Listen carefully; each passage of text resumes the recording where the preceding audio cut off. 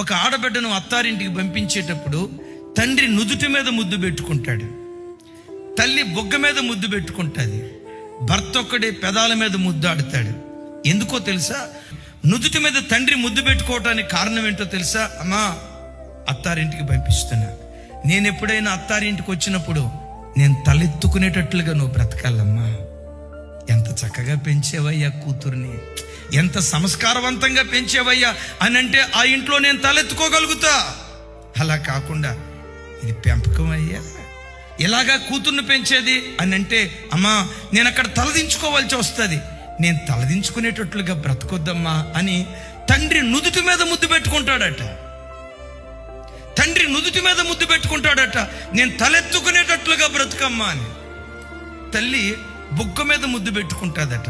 ఎందుకో తెలుసా? నా కూతురు ఎప్పుడు చిరునవ్వుతో ఉండాలి, నవ్వుతూ బ్రతకాలి.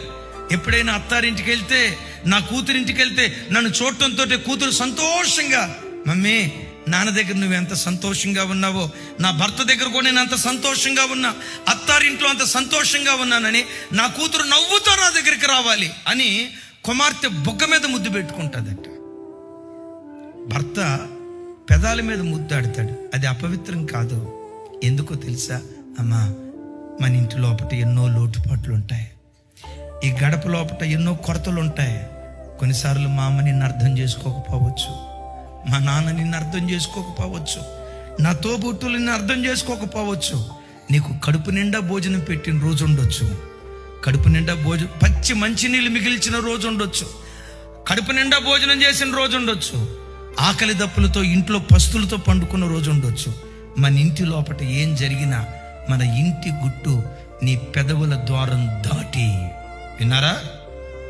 నీ పెదవుల ద్వారం దాటి, మన ఇంటి గుట్టు నీ పెదవుల ద్వారం దాటి బయట చెప్పొద్దమ్మా.